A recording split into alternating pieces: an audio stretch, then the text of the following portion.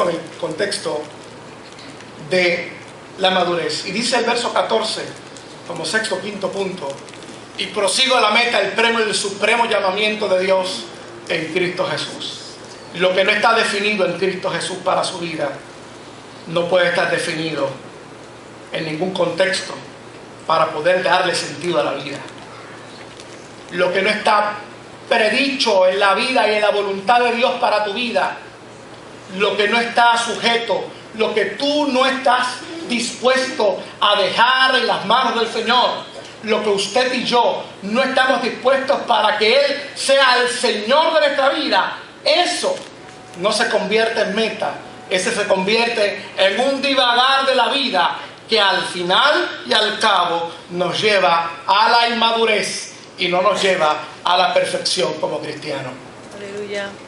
¿Qué quiere decir eso? En fin, en otras palabras, que a la hora de la verdad el apóstol Pablo va a repetir unos puntos fundamentales, como este: todo lo que hagáis, hacedlo para la gloria y la honra del Señor.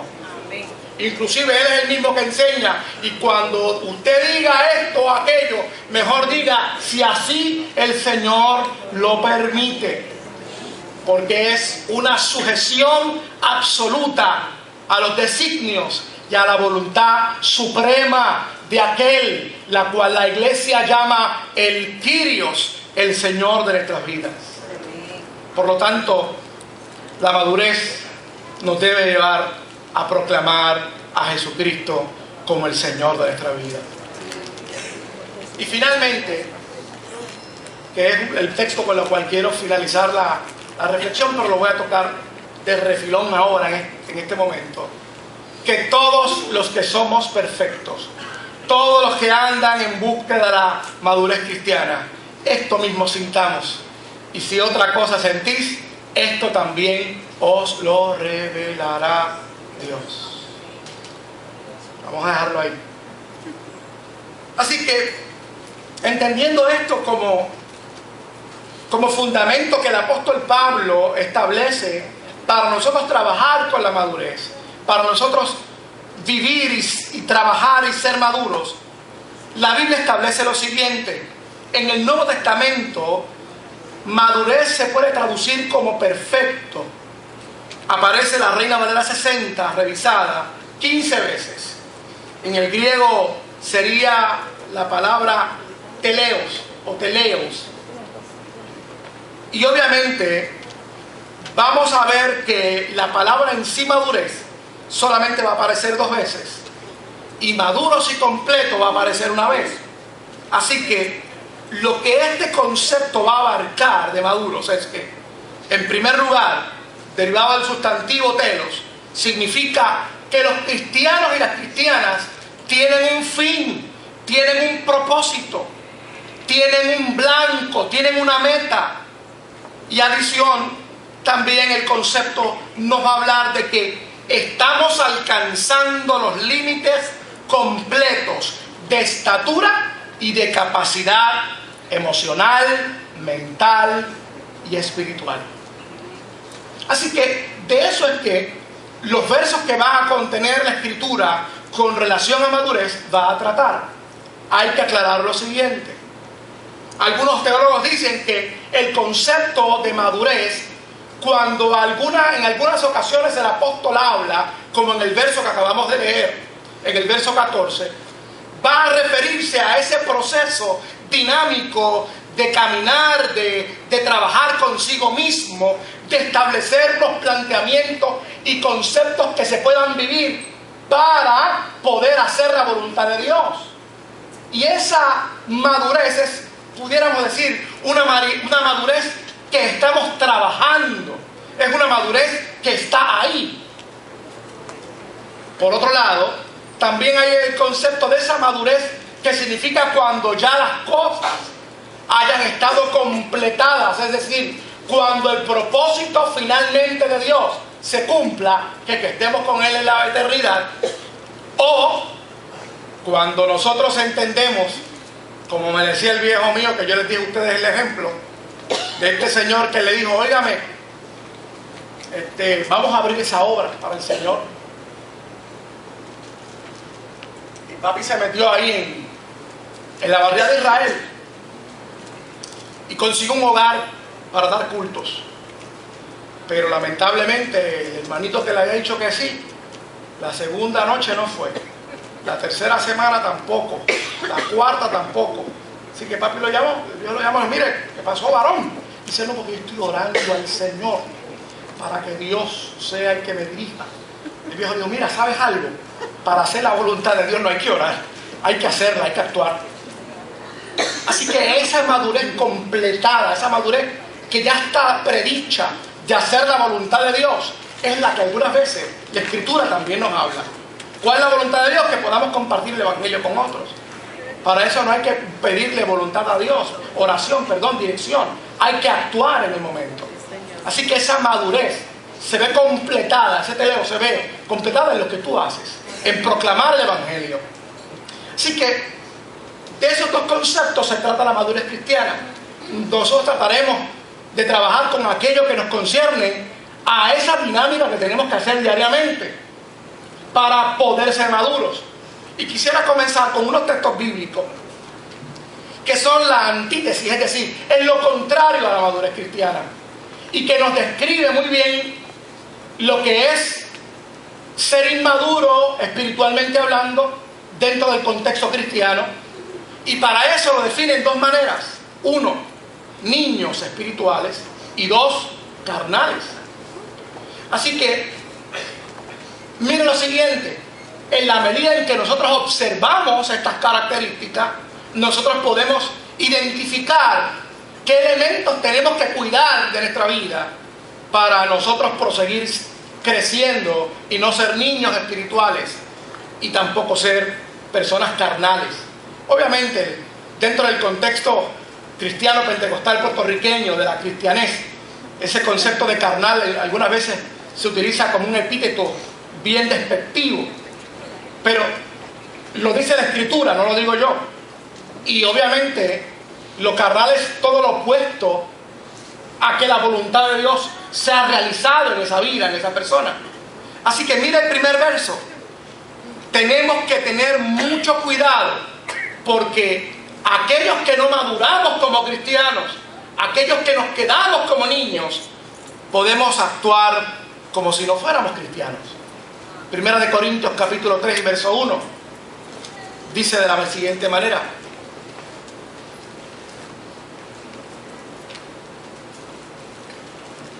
de manera que yo, hermanos, no pude hablarlos como espirituales, sino como a carnales, como a niños en Cristo.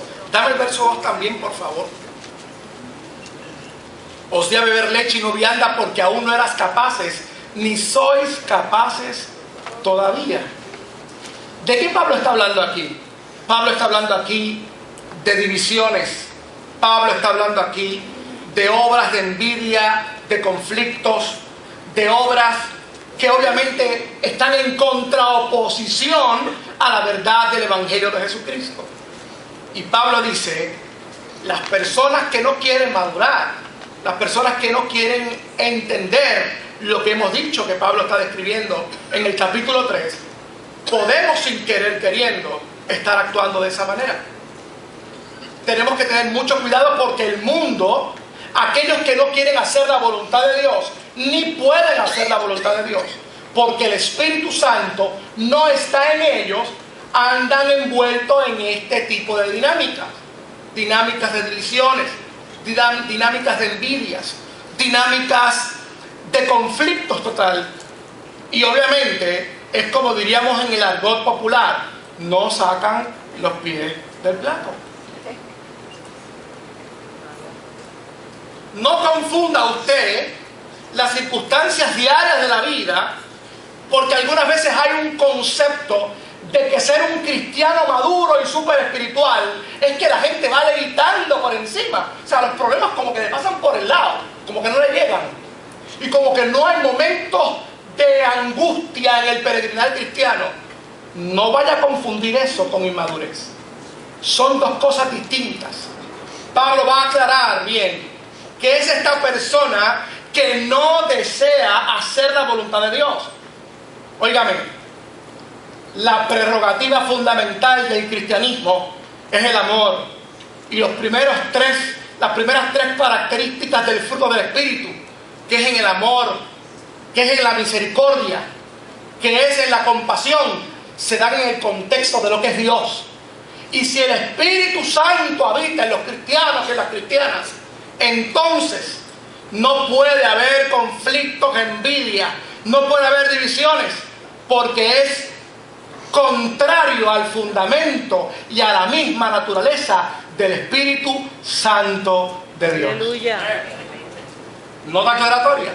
Habíamos dicho al principio que el tema es largo y extenso. Queremos solamente hacer un resumen, un sumario del tema, y que obviamente pudiéramos quizás en otra ocasión trabajar como lo definen algunos teólogos y algunos biblistas, que hay etapas de esta madurez cristiana y que cómo los cristianos van creciendo en Cristo, y hay toda una nomenclatura, toda una manera bíblica de clasificar ese crecimiento en el Señor. Pero eso lo pudiéramos dejar posiblemente para más después. Pero ciertamente esa característica fundamental de actuar como no cristianos es una evidentemente de inmadurez cristiana. En segundo lugar, en Primera de Corintios, que ya lo leímos, el capítulo 2 también nos hace la aclaración de que hay en ese inmaduro, en ese niño, una incapacidad para entender la enseñanza de las Escrituras, la enseñanza de crecimiento, la enseñanza de las profundidades y los misterios de Dios, que nos van a llevar siempre a lo mismo, a su gran amor. Y mezclan sus problemas con la realidad cristiana. ¿Qué es eso? No pueden amar a los demás porque ven en los demás, se proyectan en los demás sus propios conflictos, proyectan en los demás sus propios complejos, e inclusive no pueden distinguir cuándo es que están proyectando sus dificultades y cuándo es que pueden identificar en otros esas dificultades. Por lo tanto, no pueden entender las enseñanzas de las Sagradas Escrituras. En tercer lugar, se ven envueltos, como he dicho, en obras de acciones de envidia, conflictos y divisiones. En cuarto lugar, el entendimiento y pensamiento para hablar cosas espirituales es limitado. Un amigo le decía a otro amigo que yo no estaba escuchando: oye, pero ven acá, tú siempre y yo terminamos hablando de lo mismo. Y yo dije: espérate, déjame ver de qué es lo que terminan hablando, porque los dos eran cristianos. Terminamos hablando de las cosas del Señor. Terminamos hablando de cómo el Señor nos ha llevado, porque llevamos tiempo en el Evangelio, cómo era cuando nos convertimos y dónde estamos ahora. Y terminan hablando de la preocupación por las almas perdidas. Terminan hablando de qué manera ellos pueden impactar el mundo. El que no es maduro, ¿de qué se va a pasar hablando? El mes que viene nos van a subir el agua. Y después ahora, como la gasolina como está, olvídese. Yo creo que ahora, en vez de 4 días, pastor, tiene que reducir el culto a 2. Porque la gasolina está muy cara. Los 10 me los bajamos al 7%. Ese tipo de cosas, ¿usted me entiende? No, todavía no ha aprendido a hablar de las cosas espirituales. Superar esta liviandad de vida, ¿me entiende? De que si 4 allá tienen problemas y 5 tienen problemas allá. Nota aclaratoria. Parte de lo que dio paso a esta reflexión es que el domingo pasado yo le comento al pastor Román en aquella esquina: esta iglesia es madura. A mí me encanta esta iglesia porque es madura. Mire cómo esa gente está ahí cantando. Mire esa gente que hay gente ahí cantando que uno no sabía ni que cantaban. Estaban como 5 o 6 años sentados ahí. Miren, cantando ahí. Gente madura. Iglesia madura. Como echa para adelante. Nosotros hemos tenido problemas también en esta congregación. Y mira dónde estamos. Dónde el Señor nos tiene. Eso es síntoma de que hay madurez. Hoy siempre estamos hablando de las cosas negativas. Ese Joel viene con su corbata esa, no le combina con la camisa.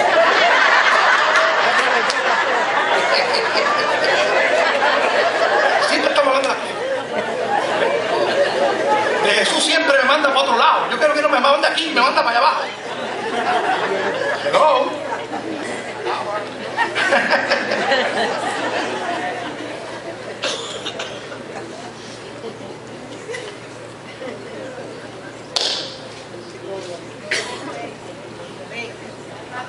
Dicen que allá para el siglo XV son embustes, Joel combina bien la corbata.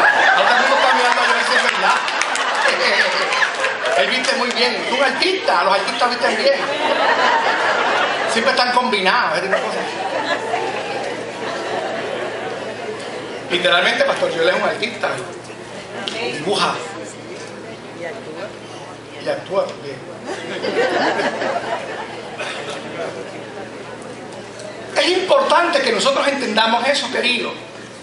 Y muchas veces nosotros andamos buscando la madurez en los problemas que estamos viendo, pero no nos fijamos en las cosas que sí poseemos y que con ellas podemos corregir esos elementos que estamos observando nosotros o que en algún momento estamos criticando, porque los cristianos siempre hacen crítica constructiva. Dios nos libre a hacer crítica de otra manera.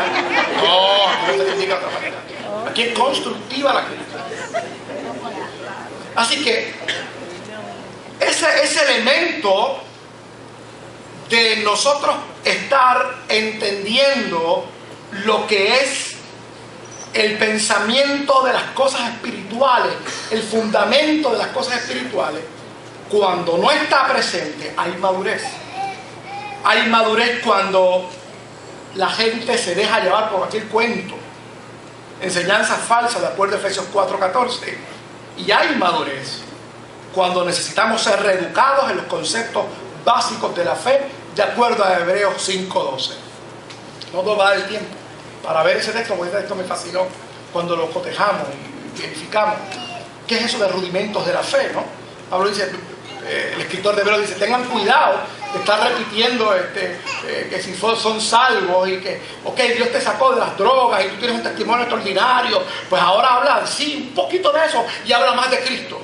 De eso es lo que trata. ¿Y cómo entonces vas a seguir madurando?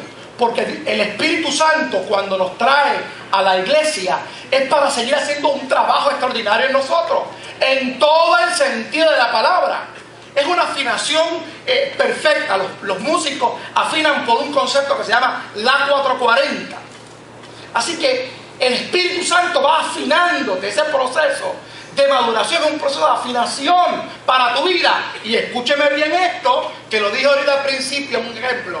No solamente va a afinar las cuestiones espirituales, afina también las cuestiones emocionales. Allá para el siglo XVII había un concepto, y antes del siglo XVII, mucho antes, siglo X, siglo XI, en los filósofos de la iglesia que decían que el pensamiento racional tiene que ir unido a la fe. Y dentro de la búsqueda de este tema, me encontré con unos teólogos extraordinarios que hablaban de que aquel que no madura espiritualmente, agárrese bien de la silla, no madura emocionalmente tampoco. ¿Usted puede creer una cosa como esa? El que no madura espiritualmente, no madura emocionalmente. Y obviamente, de la manera tan fría como lo presentan ellos habrá gente, bendito sea el Señor, que nunca madurará y está dando cantazos en la vida, emocionalmente hablando. Porque no han puesto, no se han dispuesto, como dice el apóstol, a entender y someterse a los designios de aquel que los llamó, de aquel que ha sido, el que te ha agarrado. Y el que tú tienes agarrado, que no es otra cosa que Cristo Jesús, Señor nuestro. Finalizamos con lo siguiente. Entonces, ¿cómo utilizamos lo que tenemos para ser maduros? Nuestra fe, nuestra experiencia diaria. Tenemos que esforzarnos. Dice Hebreos 6, del 1 al 3, por favor. Mire lo que dice la Escritura.